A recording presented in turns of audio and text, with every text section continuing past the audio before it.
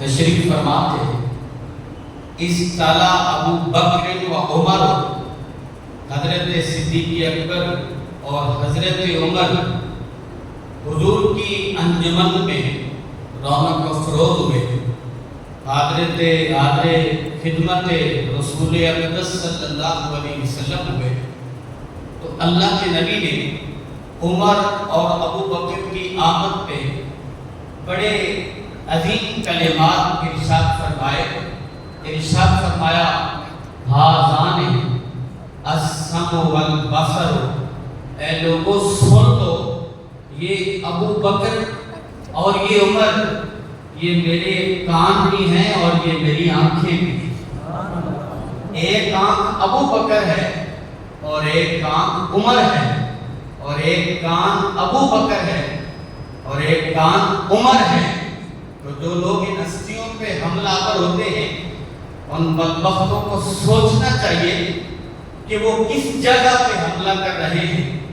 ذات رسول اقدس صلی اللہ علیہ وسلم جیسے اپنے کانوں پہ اعتماد کر رہی ہے، اپنی آنکھوں پہ اعتماد کر رہی ہے، ایسے ہی اللہ کے رسول ابو بکر پر بھی اعتماد کر رہے ہیں اور عمر پر بھی اعتماد کر رہے ہیں۔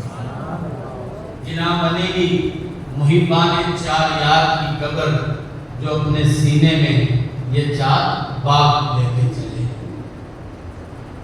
نبی اکرم صلی اللہ علیہ وسلم کے اس فرمان کے اندر علماء ارشاد فرماتے ہیں ابو بکر اور عمر کی خلافت کی طرف بھی اشارہ ہے کہ میرے بعد خلافت کا تاج ابو بکر کے سر پہ سجایا جائے گا، اور اس کے بعد خلافت کی ذمہ داریاں عمر کو سونپ دی جائیں گی۔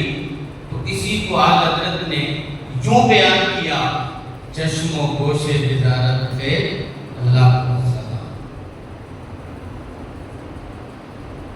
نبی اکرم صلی اللہ علیہ وسلم نے آج فرمایا، حجۃ الوداع کے موقع پہ رسول اقدس صلی اللہ علیہ وسلم کی معیت میں کتنے صحابہ کرام عرفات کے میدان میں اپنے سونے امان کے سونے گلستان لے کر رسول خدا صلی اللہ علیہ وسلم کے سامنے حاضر ہیں۔ اتنے خوبصورت منظر کو دیکھتے ہوئے اللہ کے نبی صلی اللہ علیہ وسلم نے ارشاد فرمایا، ان اللہ تعالی واہا بآل عرفہ عموماً وواہا بعمر خاصتاً۔ سنیے، کلیجے میں ٹھنڈک آ جاتی ہے۔ میرے نبی نے ارشاد فرمایا، عرفات کے اندر جتنے بھی حجاج کرام موجود ہیں، اللہ کریم تمام پہ فرشتوں کے سامنے فخر فرما رہا ہے، لیکن اہل عرفات پہ عرش کا رب عمومی طور پہ فخر فرما رہا ہے، اور عمر پہ عرش کا رب خصوصی طور پہ فخر فرما رہا ہے۔ ہر موقع پہ کسی نہ کسی صحابی کو ہائی لائٹ کیا گیا، اور اس موقع پہ جو صورتحال اللہ کے ہاں تھی، اللہ کے نبی صلی اللہ علیہ وسلم نے اس حقیقت سے پردہ ہٹایا اور ارشاد فرمایا، اللہ فخر تو تمام اہل عرفات پہ فرشتوں کے سامنے کر رہا ہے، مگر اہل عرفات پہ فخر عمومی طور پہ کر رہا ہے، اور عمر پہ فخر خصوصی طور پہ فرما رہا ہے۔ عمر کا دربار خدا میں ایک الگ اور ایک خصوصی مقام ہے۔ عمر کو مراد مصطفیٰ صلی اللہ علیہ وسلم کہا جاتا ہے۔ ایک موقع پہ حضرت سبیت بن غفلہ رضی اللہ تعالیٰ عنہ، یہ صحابہ میں نے تابعین میں ہیں، ایک جگہ سے گزرے تو آپ نے دیکھا کچھ لوگ حضرت صدیق اکبر اور حضرت عمر فاروق اعظم کے خلاف بکبہ کر رہے ہیں، آپ کے بارے میں گالی گلوچ کر رہے ہیں، اور حضرت علی کے ساتھ اپنے قرب کا اظہار کرنے لگے۔ حضرت سبیت بن غفلہ نے جب یہ ان کی باتیں سنی حضرت علی رضی اللہ تعالیٰ عنہ کے پاس آئے اور یہ ساری دکھوں سے بھری ہوئی داستان حضرت علی کے گوش گزار کر دی۔ حضرت علی رضی اللہ تعالیٰ عنہ یہ بات سننے کے بعد بڑے رنجیدہ خاطر ہوئے، بڑے غمگین ہوئے، بڑے پریشان ہوئے۔ اس بات پہ اتنا دکھ ہوا کہ حضرت علی رضی اللہ تعالیٰ عنہ کی آنکھیں اشکبار ہو گئی، آنسو کی لڑیاں چہرے پہ بہنا شروع ہو گئی۔ تو حضرت علی رضی اللہ تعالیٰ عنہ نے کیا ارشاد فرمایا؟ نماز ہوئی، فَإِجْتَمَعَ النَّاسُ، لوگ جمع ہو گئے۔ اس کے بعد حضرت مولا مرتضیٰ منبر پر بیٹھ گئے اور راوی کہتے ہیں کہ جس وقت حضور علی المرتضیٰ منبر پر بیٹھے اس داستان کو سنے کافی دیر گزر گئی تھی، تو پھر بھی ہم نے دیکھا تو اس بات کے دکھ کی وجہ سے حضرت علی کی آنکھوں سے آپ بھی آنسو جاری ہیں اور آپ کی سفید داڑھی کو تر کر رہے ہیں۔ حضرت علی رضی اللہ تعالیٰ عنہ قامہ، منبر پہ کھڑے ہو گئے، ثم یخطب خطبۃ بلیغۃ، مولا کائنات نے ایک بڑا بلاغت کے اسرار اور رموز سے معمور خطبہ ارشاد فرمایا۔ وہ خطبہ بڑا ایمان افروز ہے، ہر مسلمان کو سننا چاہیے، سنے آپ کا ایمان تازہ ہوگا۔ حضرت علی رضی اللہ تعالیٰ نے خطبہ ارشاد فرمایا، ما بال اقوام یذکرون سیدی قریش و ابوی المسلمین وَأَنَا عَنْهُ مُنَزَّهٌ۔ حضرت علی رضی اللہ تعالیٰ ارشاد فرمانے لگے، کیا حشر ہوگا ان لوگوں کا جو اس ابو بکر اور اس عمر کو گالیاں دیتے ہیں، جو ابو بکر اور عمر قریش کے سردار ہیں، وَأَبَوَيْ الْمُسْلِمِينَ، یہ تو وہ ابو بکر ہیں، یہ تو وہ فاروق اعظم ہیں جو تمام مسلمانوں کے لیے ماں اور باپ کا مقام رکھتے ہیں۔ اور آگے ارشاد فرمایا، ان کی اس گندی اور غلیظ گفتگو سے میں بیداری کا اعلان کرتا ہوں۔ آپ الفاظ پہ غور کریں، مولا علی رضی اللہ تعالیٰ عنہ کتنے شاندار القاب کے ساتھ صحابہ اور تابعین کے جلسے میں اپنے منبر پہ بیٹھ کے ابو بکر اور عمر کے القاب کا ذکر کر رہے ہیں۔ آپ ارشاد فرماتے ہیں، وَأَبَوَيْ الْمُسْلِمِينَ، یہ ابو بکر، یہ عمر وہ ہیں جو کچھ مسلمانوں کے لیے ماں باپ کا درجہ نہیں رکھتے، یہ تو پوری امت مسلمہ کے لیے ماں باپ کا درجہ رکھتے ہیں۔ ایک اور روایت سننا بڑی دلچسپ ہے۔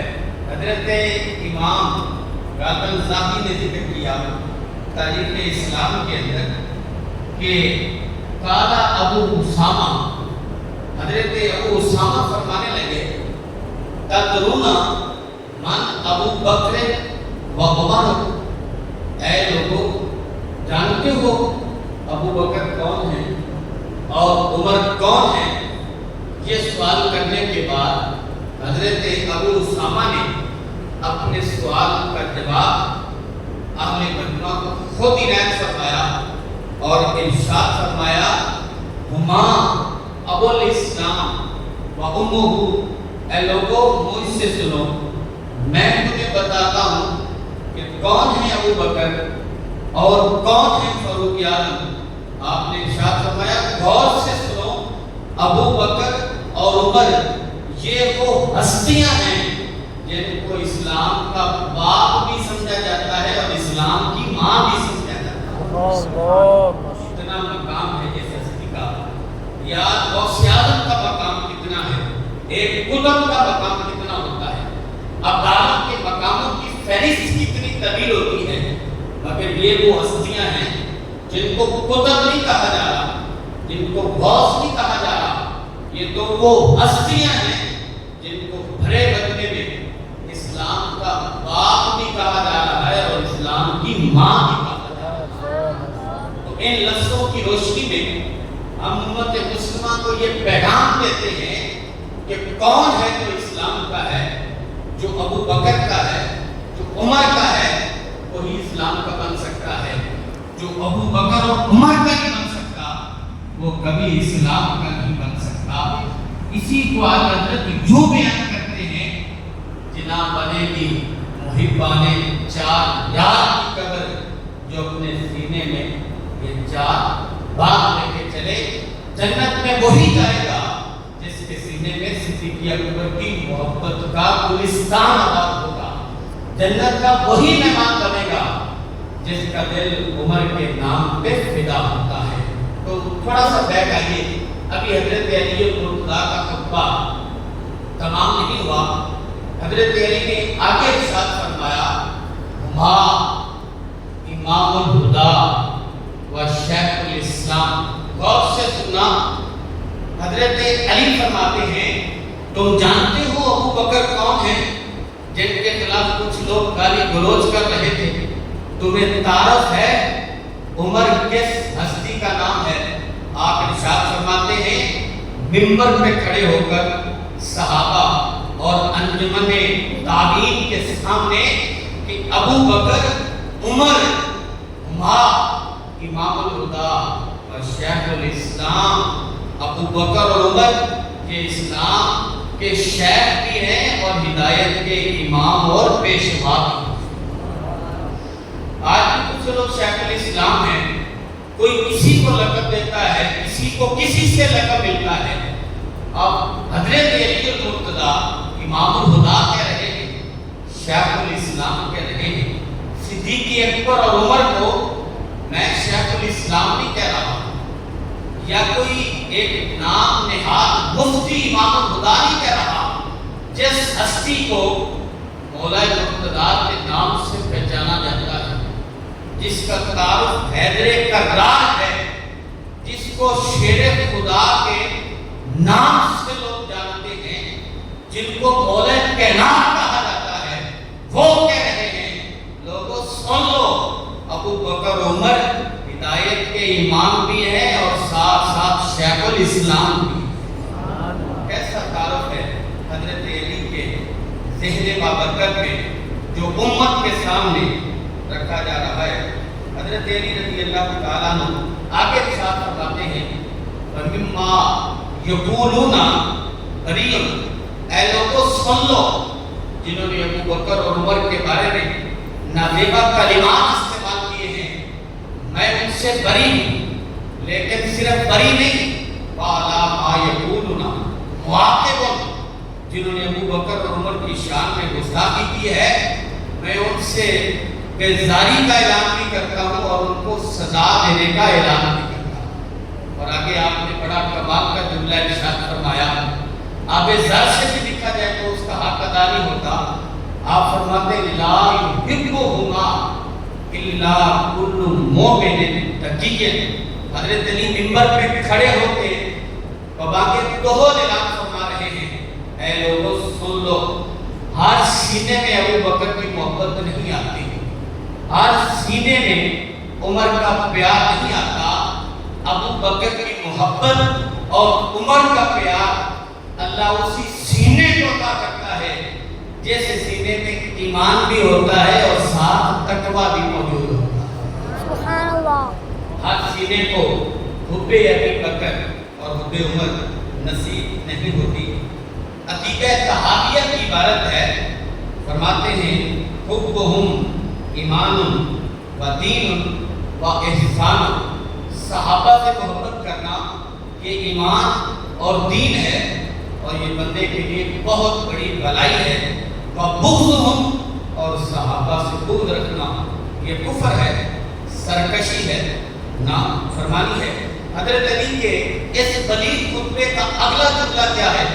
آپ ارشاد فرماتے ہیں لا یبغضہما الا کل فاجر، ہر شخص ابو بکر سے بغض نہیں رکھتا، ہر انسان ابو بکر سے بغض نہیں رکھتا۔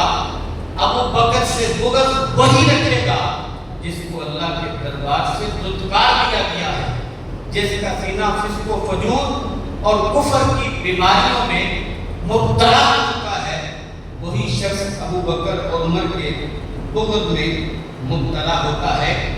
یہ آج کتنے لوگ ہیں جو اہل بیت کے دعوے دار ہیں، مولا علی سے محبت کے نغمے علامتیں ہیں۔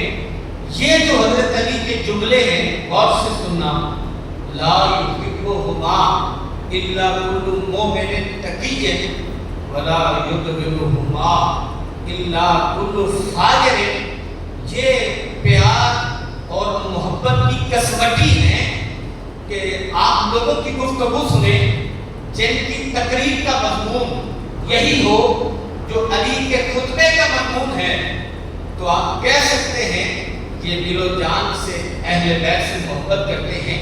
ان کے دامن میں اہل بیت کی تعلیم بھی موجود ہے اور اہل بیت کی تربیت کا سرمایہ بھی موجود ہے، لیکن اگر ان کی گفتگو کا عنوان اس سے ہٹ جائے، حضرت علی کے خطبے کا مضمون اور ہو اور ان کے خطبے کا مضمون اس کے برعکس ہو، تو پھر وہ نام نہاد محبان اہل بیت ہو سکتے ہیں، وہ سچے محبان اہل بیت نہیں ہو سکتے ہیں۔ ان کی حقیقت کا پردہ فاضل بریلوی نے ہماری آنکھوں کے سامنے 100 سال پہلے سے ہی اتار دیا، اٹھا دیا۔ آپ فرماتے ہیں ناسکیرا بغض تو سوئے جہنم رحمود رافضیہ بھٹے غالب در سکر آمدہ۔ آپ فرماتے ہیں جس کے سینے میں علی کا بغض ہے وہ بھی دوزخ میں جائے گا، اور جس کے سینے میں علی سے جھوٹی محبت کا دعویٰ ہے وہ بھی دوزخ میں جائے گا۔ جنت اسی کی انتظار میں ہے جو اہل بیت سے بھی غلامی کا حق ادا کرتا ہے اور اصحاب رسول کے ادب و احترام کے حقوق کو بھی ادا کرتا ہے۔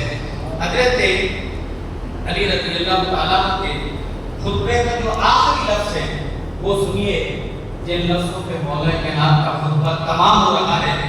ارشاد فرمایا اخبار رسول اللہ و صاحبہ و وزیرہ، ابو بکر اور عمر کے بارے میں تم کیا جانتے ہو؟ حضرت علی منبر پہ کھڑے ہو کے کہہ رہے ہیں اے لوگوں سن لو، ابو بکر بھی رسول خدا کا بھائی ہے، فاروق اعظم بھی رسول خدا کے بھائی ہیں۔ اور آگے ارشاد فرمایا صاحبہ، ابو بکر اور عمر رسول مصطفیٰ کریم کے صاحب اور صحابی ہیں، وزیرہ، اور یہ کریم آقا صلی اللہ علیہ وسلم کے وزیر ہیں۔ حضرت عبدالعزیز بن جعفر وہ بیٹھے تھے، وہ کہنے لگے میں نے امام حسن سے پوچھا حبو ابی بکر و عمر سنت، کیا صدیق اکبر سے محبت کرنا سنت ہے؟ کیا عمر سے پیار اور لگن رکھنا یہ سنت ہے؟ امام حسن جو مولا علی کے سب سے بڑے بیٹے ہیں، امام حسین کے بھی بڑے بھائی ہیں، پوری امت کے سردار ہیں، وہ ارشاد فرماتے ہیں لا بل فریضۃ، ابو بکر سے محبت کرنا سنت نہیں ہے، عمر سے پیار کرنا سنت نہیں ہے، ان سے پیار کرنا تو فرض قرار دیا گیا ہے۔ اور دیکھیے یہ ہے اہل بیت اطہار کا مسلک، یہ ہے اہل بیت اصحاب کی تعلیم اور ان کا نصاب اور ان کی طرف سے امت کو ملنے والی تربیت۔ صدیق اکبر نے ارشاد فرمایا، بخاری شریف میں موجود ہے، ارکضوا محمد فی آل بیتہ، اے لوگوں اگر تم حضور کو خوش کرنا چاہتے ہو تو اہل بیت کو خوش کرو۔ اب اصحاب رسول نے ساری زندگی اہل بیت کی محبت اور تعلیم و اکرام سکھایا ہے، اور اصحاب رسول نے یہ مشن رکھا، اور اہل بیت اطہار نے بھی امت مسلمہ کو اصحاب رسول کی محبت کا درس دیا ہے۔ اب ایک قیامت کا منظرنامہ سننا، بات میں ختم کرنے کے قریب جا رہا ہوں۔ یہ حضرت امام حسن بصری کے الفاظ ہیں، یہ بڑے جاندار الفاظ ہیں اور اپنے دامن میں بڑی تاثیر اور کشش رکھتے ہیں۔ یہ تو دنیا کا منظر ہے۔ حضرت حسن بصری فرماتے ہیں قیامت کا دن ہوگا، اولین آخرین سارے جمع ہوں گے، یدیع اسلام، اسلام آئے گا، فیتصفح الخلق، اسلام ہر ایک کے پاس آئے گا، ہر ایک کی پہچان کرے گا، ہر ایک کو پہچانے گا، اور اسلام ہر ایک کی پہچان کرتے کرتے بروز حشر قیامت کے لمحات میں یدیع الی من، اسلام ہر ایک کے پاس سے ہوتا ہوا حضرت عمر کے پاس آ جائے گا۔ پھر کیا ہوگا؟ حضرت حسن بصری فرماتے ہیں فَيَأْخُذُ بِيَدِهِ، اسلام عمر کا ہاتھ پکڑ لیتا ہے۔ قربان جاؤں، آج ہر کوئی اسلام کو پکڑتا ہے، قیامت کے دن اسلام عمر کا ہاتھ پکڑ لیتا ہے۔ میرے آقا صلی اللہ علیہ وسلم نے ارشاد فرمایا عمر مائیہ وانا مائیہ، عمر میرے ساتھ ہے اور میں عمر کے ساتھ ہوں۔ اور آگے میرے آقا نے ارشاد فرمایا والحق بعد ما عمرہ، اے میرے اصحاب، اے میری امت، میرے وصال کے بعد حق عمر کے ساتھ رہے گا۔ عمر جہاں بھی ہوگا، ہر جگہ پہ، ہر مقام پہ حق عمر کے ساتھ ہوگا۔ آج ہم اسلام کا دامن پکڑتے ہیں، قیامت کے دن اسلام عمر کا ہاتھ پکڑ لے گا۔ فَيَأْخُذُهُ بِيَدِهِ، حضرت حسن بصری فرماتے ہیں حشر کے ہولناک مناظر کے اندر یہ نقشہ ہوگا کہ اسلام عمر کا ہاتھ پکڑے گا۔ آگے کیا ہوگا؟ فَيَصْعَدُ بِهِ إِلَىٰ بُطْلَانِ الْعَرْشِ، اسلام عمر کا ہاتھ پکڑ کے عرش معلیٰ کا عظیم مقام وہاں تک عمر کو لے جائے گا۔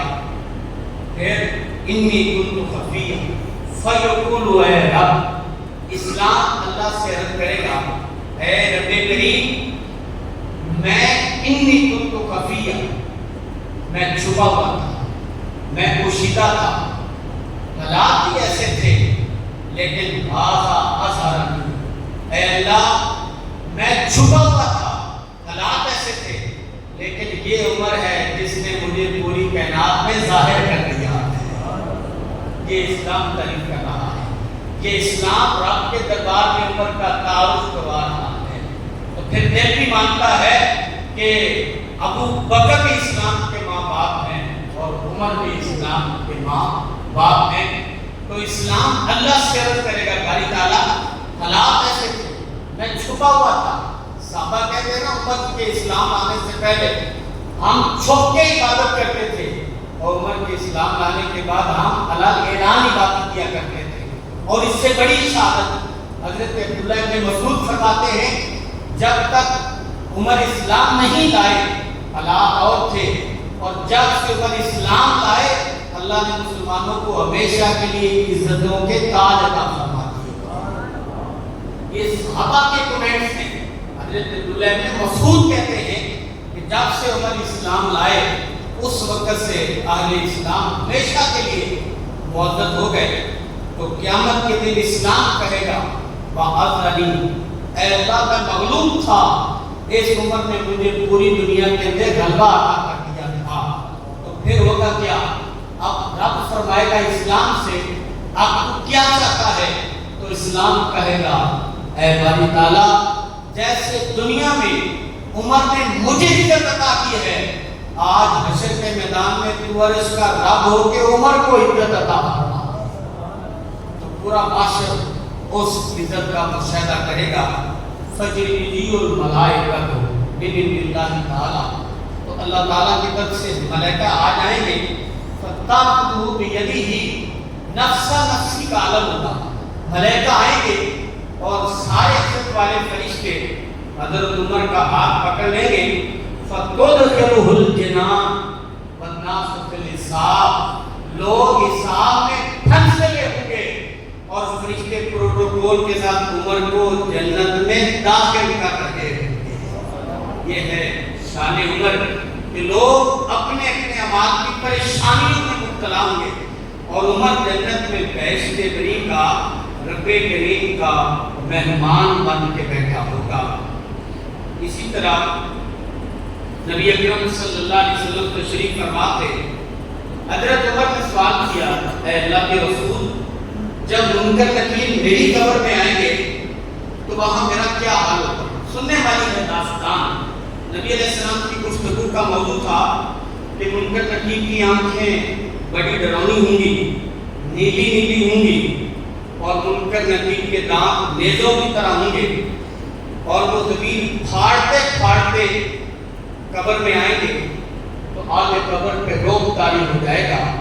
اسی منظر کو فاضل بریلوی نے بھی بیان کیا، منزل نئی عزیز جدا، لوگ ناشناس، ٹوٹا ہے کوہ غم میں پرگاہ بے خبر، وہ سختیاں سوال کی، وہ صورتیں محیط، اے غمزدوں کے ہاتھ سے آگاہ، لے خبر لے خبر لے خبر۔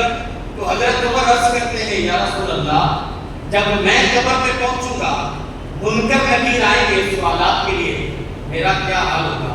غور سے سننا، حضرت عمر کے سوال سے امت کی تربیت کیا ہو رہی ہے۔ حضرت عمر دنیا کے بارے میں نہیں پوچھ رہے، قبر کے بارے میں پوچھ رہے ہیں۔ تو اس کا مطلب نکلا حضرت عمر کا عقیدہ تھا حضور ہر امتی کے قبر کے حالات کو جانتے ہیں، اور حضرت عمر کا عقیدہ تھا حضور صرف دنیا کے حالات کو نہیں جانتے، حضور قبر کے چھپے ہوئے حالات کو بھی جانتے ہیں۔ کچھ لوگوں نے کہا حضور کو دیوار کے پیچھے کا پتہ نہیں، حضرت عمر نے قبر کے بارے میں پوچھ کے بتا دیا، تم دیوار کی بات کرتے ہو، ہمارا عقیدہ تو یہ ہے دیوار کا غیب تو عام سی بات ہے، مصطفیٰ کی نظر سے قبر کا غیب بھی چھپا ہوا نہیں، بلکہ آپ حضرت اسی مضمون کو یوں بیان کرتے ہیں، سر عرش پہ تیری قدر، دل فرش پہ تیری نظر، والا کتو ملک میں کوئی شے نہیں میرے آقا جو تجھ پہ عیاں۔ سبحان اللہ۔ میرے آقا صلی اللہ علیہ وسلم جا رہے تھے، ساتھ ایک صحابی تھے، کسی نے حضور سے سوال کیا اے اللہ کے رسول قیامت کب آئے گی؟ تو ساتھ صحابی تھے، صحابی عرض کرنے لگے اے اللہ کے رسول اگر آپ اجازت دیں تو میں آپ کی ہتھیلی پہ قیامت بپا کر کے اس کو بتا دوں کہ قیامت کیسے آئے گی۔ یہ شان ہے خدمتگاروں کا، سردار کا عالم کیا ہوگا۔ آج حضرت تو اس سے بھی آگے بڑی بات کرتے ہیں، کعبہ کے بدر الدجا تم پہ کروڑوں درود، طیبہ کے شمس الدہا تم پہ کروڑوں درود، اور آگے آگے فرماتے ہیں اور کوئی غیب کیا تم سے نہا ہو بلا، جب نہ خدا ہی چھپا تم پہ کروڑوں درود۔ آج حضرت فرماتے ہیں سب سے بڑا غیب اللہ کی ذات ہے، تو جب محمد عربی کی نظر سے اللہ کی ذات نہیں چھپ سکی تو دنیا اور آخرت کے غیب مصطفیٰ کی نظر سے کیسے چھپ سکتے ہیں؟ اور کوئی غیب کیا نہ ہو تم سے بھلا، جب نہ خدا ہی چھپا تم پہ کروڑوں درود۔ سنیے داستان عمر حضور سے عرض کرتے ہیں اللہ کے رسول پھر کیا ہوگا؟